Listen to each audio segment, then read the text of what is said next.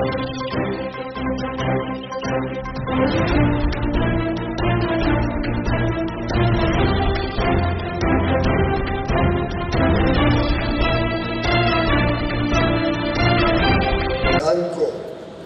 एक उज्जवल भविष्य देने के लिए संकल्पित है। ऐसे विश्व भर में भारत का नाम उज्जवल गौरवशाली करने वाले स्पोर्ट्स फील्ड के लीडर राजनीति में अपनी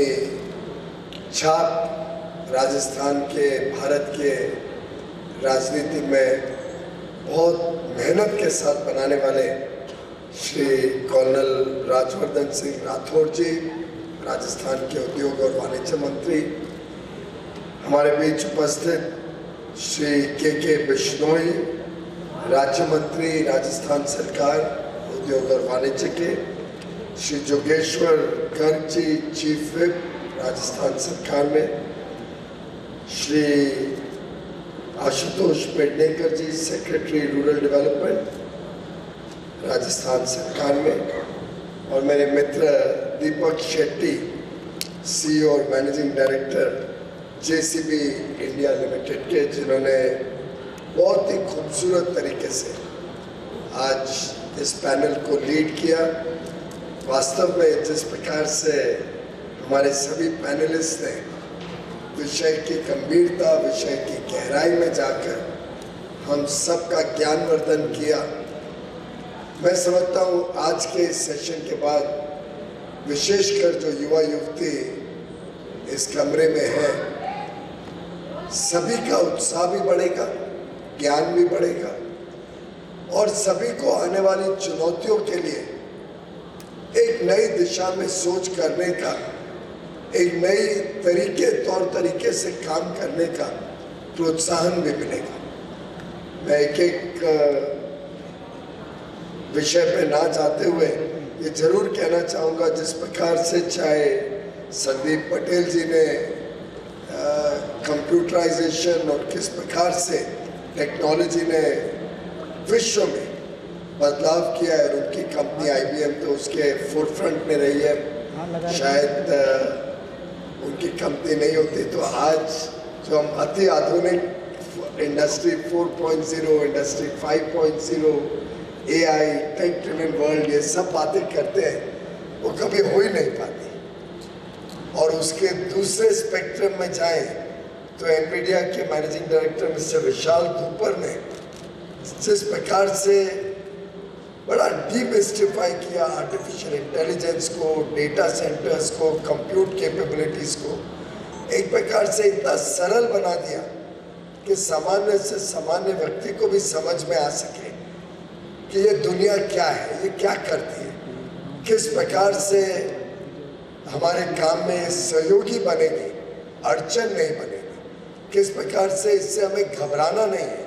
इसको अपनाना है। और साथ साथ में तीनों जो मैन्युफैक्चरिंग और टेक्नोलॉजी के साथ जुड़े हुए हमारे बाकी पैनलिस्ट थे, दीपक जी, कमल बाली और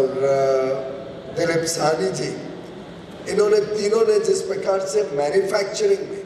या हमारी रोज़मर्रा के ज़रूरतों में ऑटोमेशन, जो रॉकवेल जिसके लिए नामी है, वॉल्वो जिनके कमर्शियल व्हीकल्स, ट्रक्स, बसेस देश और दुनिया में देखने को मिलते हैं, और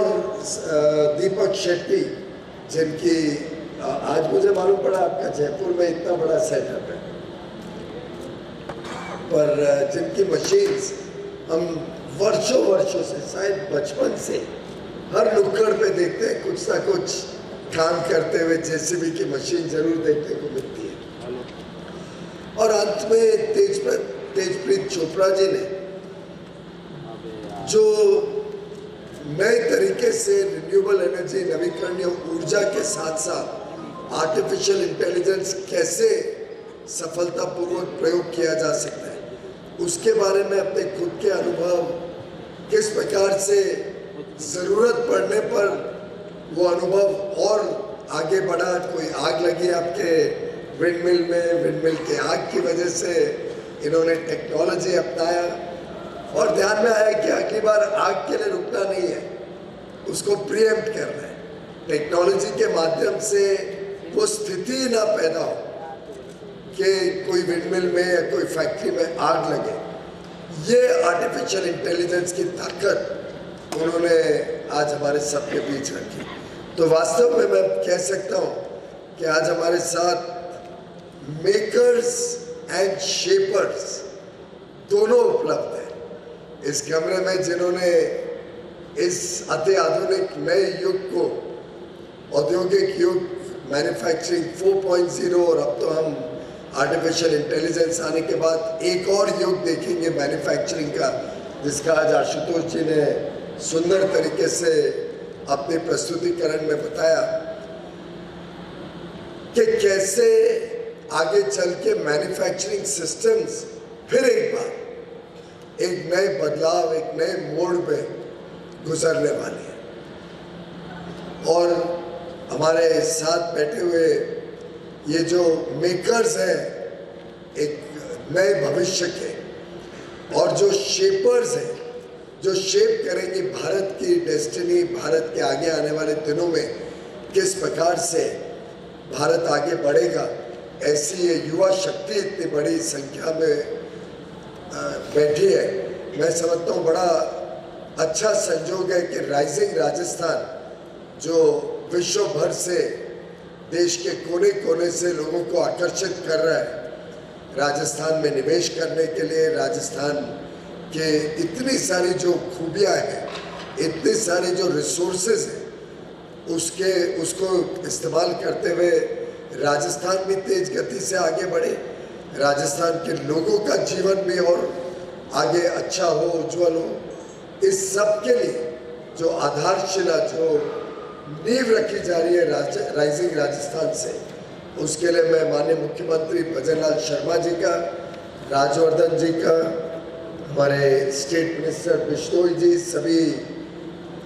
अधिकारीगण, सभी मंत्रीगण, सभी का धन्यवाद भी करना चाहूँगा, बधाई भी देना चाहूँगा। और मुझे पूरा विश्वास है कि आगे आने वाले दिनों में राजस्थान की भूमिका नई टेक्नोलॉजी को अपनाने में भी और भारत के औद्योगिकरण में, भारत के विकास में, भारत को एक अंतर्राष्ट्रीय आर्थिक शक्ति बनाने में एक बहुत अहम भूमिका राजस्थान और राजस्थान के युवा युवती, राजस्थान का उद्योग जगत, आप सभी के जिम्मे इसमें अपना अपना योगदान देने का मौका भी है और उसका लाभ लेने का भी आप सबको सौभाग्य आगे आने वाले दिनों में मिलने जा रहा है। मुझे याद आता है लगभग 1 वर्ष हुआ है, 24 अगस्त था, 24 अगस्त 2023, जिस दिन चंद्रयान चांद पर लैंड किया था। चंद्रयान